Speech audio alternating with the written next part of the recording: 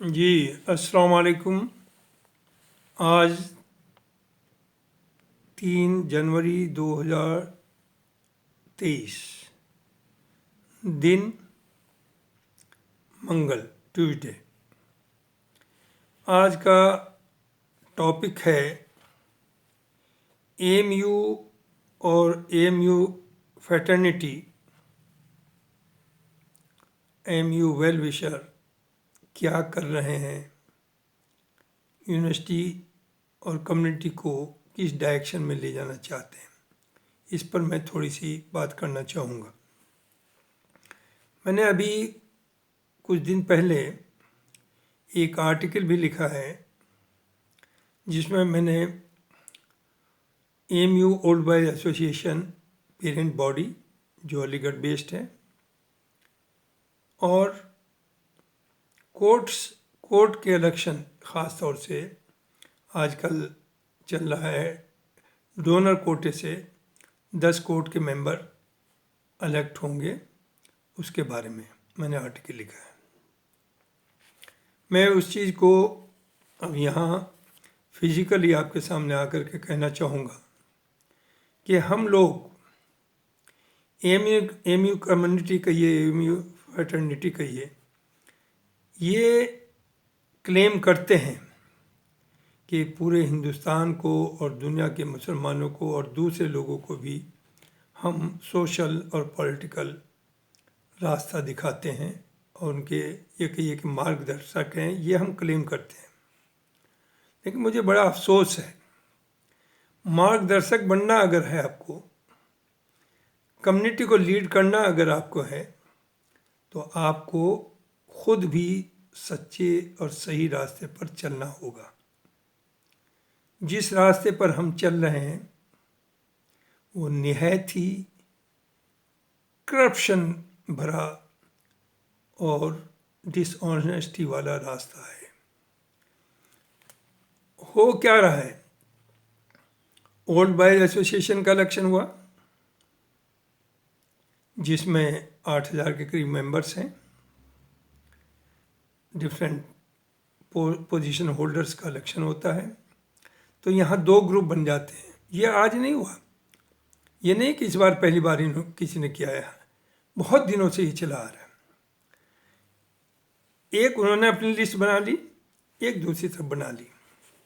अब क्या करते हैं, चूँकि वोट जो है वो फिजिकली नहीं यहाँ कास्ट होता, बल्कि बैलेट पेपर्स बाय पोस्ट भेजे जाते हैं और उन बैलेट पेपर्स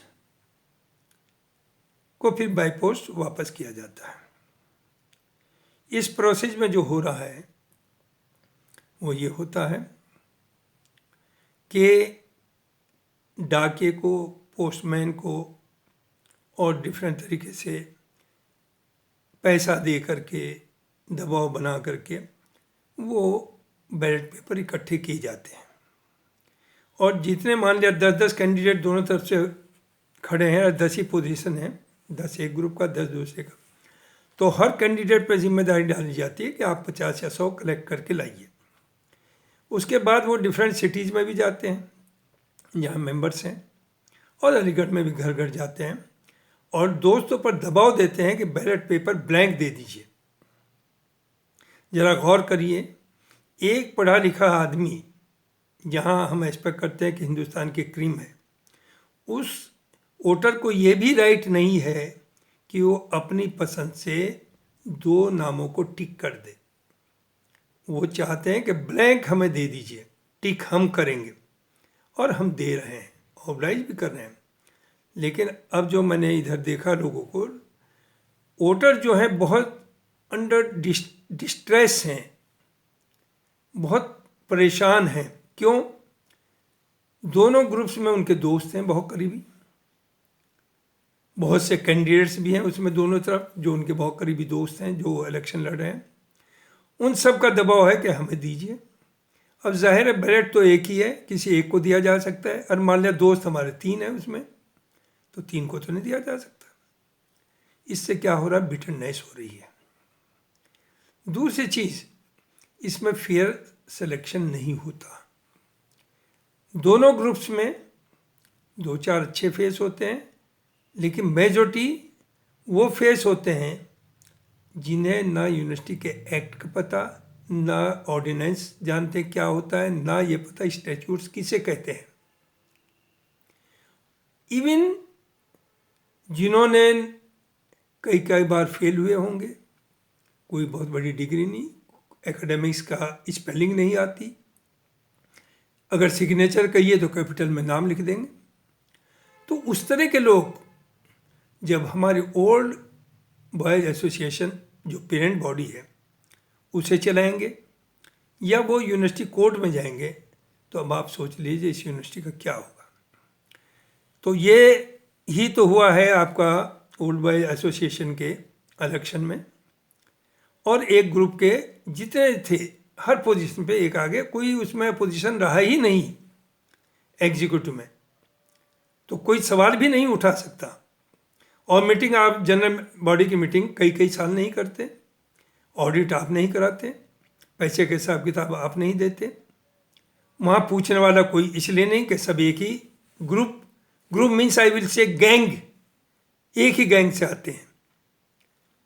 ये नहीं कि जो प्रेजेंट है वो गलत है, जो दूसरा ग्रुप है जो हारता है उसमें भी उसी तरह के लोग हैं। तो ये कह देना कि ये गलत है वो सही, सब गलत है। यही अब इस वक्त चल रहा है कोर्ट के अंदर। कोर्ट में दो ग्रुप हैं और सुनने में आया कि 1700 के करीब वोटर हैं।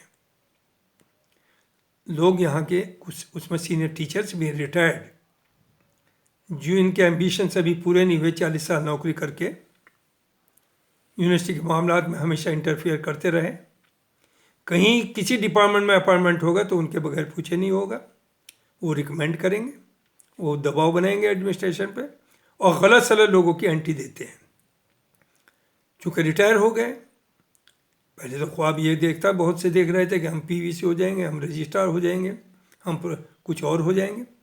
जब कुछ नहीं मिला तो कोर्ट में आ जाइए, और कोर्ट में आकर के क्या करेंगे, अपनी फिर वहाँ लॉबिंग होगी, अपनी पसंद का पैनल जाए, अपना वाइस चांसलर आए, वाइस चांसलर की क्वालिफिकेशन हो या ना हो लेकिन इनके कहने में हो, और सिर्फ मकसद एक एडमिशन्स एंड अपॉइंटमेंट्स। कुछ वो फेयरली कराते हैं, फेयरली मीन्स बगैर पैसे के, और कुछ में माशाल्लाह लेन देन भी अच्छा खासा होता है। तो ये बताएं, आप दो पूरी लिस्ट देख लीजिए, अराउंड 40 लोग के करीब कैंडिडेट्स हैं जो इलेक्शन लड़ रहे हैं, और दो ग्रुप्स में 10-10 की दोनों की लिस्ट बनी हुई है। 10 होने हैं, चूँकि डोनर्स जो वो है आपकी, उसमें से 10 सेलेक्ट होकर के इलेक्ट होकर के कोर्ट में जाएंगे। तो दोनों ग्रुप ने 10-10 की लिस्ट बना रखी है, और घर घर जा कर के, इवन दूसरे सिटीज़ में जा कर के वहाँ से बैलेट इकट्ठे किए जा रहे हैं। इस तरह के लोग जब आएंगे कोर्ट में, क्या आप समझते हैं कि यूनिवर्सिटी सही चलेगी? हम गवर्नमेंट को ब्लेम करते हैं, गवर्नमेंट ने ये कर दिया, गवर्नमेंट ने किया, लेकिन हम क्या कर रहे हैं? हम मेजॉरिटी कम्युनिटी पर चार्ज लगाते हैं कभी कभी। हम तो उनसे वर्ष अपने को प्रूव कर रहे हैं, हम तो उससे भी ज़्यादा बुरा कर रहे हैं। तो लिहाजा ये यूनिवर्सिटी के या कम्युनिटी के फ्यूचर के लिए बहुत ही डैमेजिंग है। लेकिन वो लोग, और दूसरी एक बात और बता दूं, कोर्ट की मीटिंग 3-4 साल में एक बार होती है, बस एक वहाँ खाना हो जाता है अच्छा, उसमें खुश हैं भाई, और फिर वो 4 साल तक सिर्फ एक टैग गले में डाल करके मैं कोर्ट का मेंबर हूँ। वो एडमिनिस्ट्रेशन में दबाव बनाएंगे, अपने काम कराएंगे, सिर्फ उनका काम ये है। उनका यूनिवर्सिटी से कोई, यूनिवर्सिटी के एकेडमिक से एडमिनिस्ट्रेशन अच्छा चले, इस सब से कोई लेना देना नहीं, सिर्फ दबाव की एक नीति है। अब उसके बाद आइए, अभी बहुत से मामला चल रहे हैं, बहुत इम्पोर्टेंट मामला चल रहे हैं, और यूनिवर्सिटी के अलावा भी और कम्युनिटी के लिए बहुत से मामला हैं।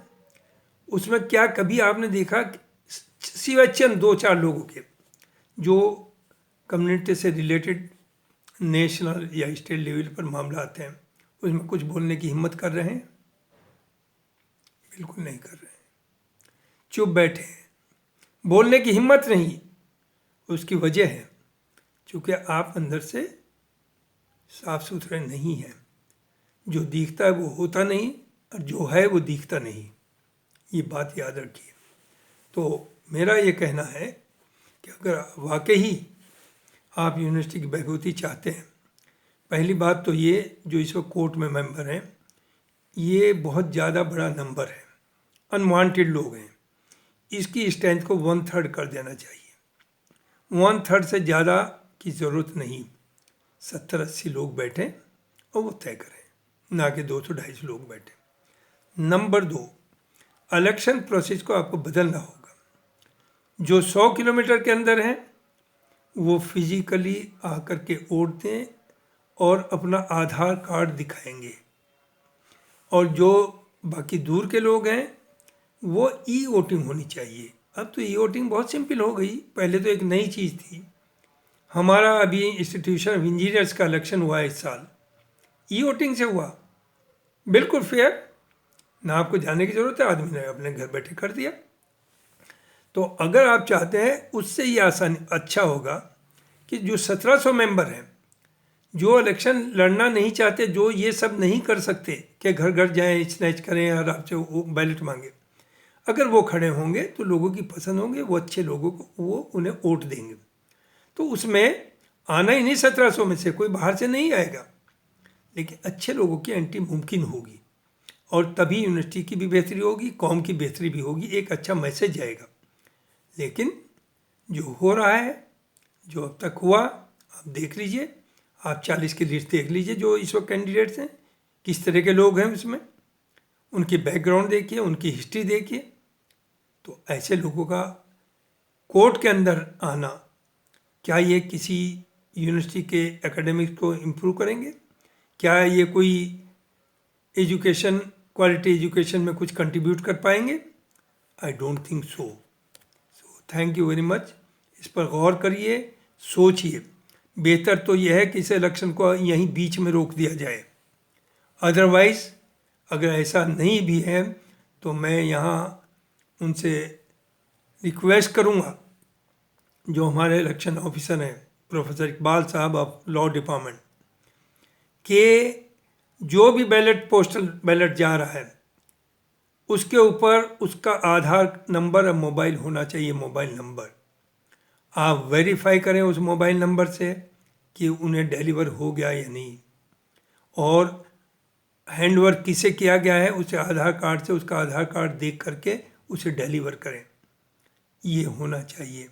अभी मेरे कई दोस्तों की शिकायत आई जिनसे मेरी बात हुई। एक साहब हैं, उनकी वाइफ यूनिवर्सिटी में प्रोफेसर थी, वो खुद हैं, उनका था, उनकी बेटी का था, 3 मेंबर हैं। पता चला उनके पास बैलेट पेपर नहीं आया। जब वो पोस्ट ऑफिस गए, पोस्ट मास्टर से पूछा, वो निकाला गया, तो पता चला किसी ने सिग्नेचर करके वो रिसीव कर लिया है। तो ये सब हो रहा है, डंके की चोट पर हो रहा है, और एक ग्रुप नहीं, दोनों ग्रुप यही कर रहे हैं। लेकिन इसमें नुकसान किसका है? नुकसान यूनिवर्सिटी का है, नुकसान कम्युनिटी का है। अगर अच्छे लोग सेलेक्ट होकर के आ जाते, वो नहीं आ पाएंगे इस सिस्टम से। तो ये सिस्टम ख़त्म करना चाहिए अगर आप कौम की और यूनिवर्सिटी की बेहतरी चाहते हैं। बहुत बहुत शुक्रिया, थैंक यू वेरी मच।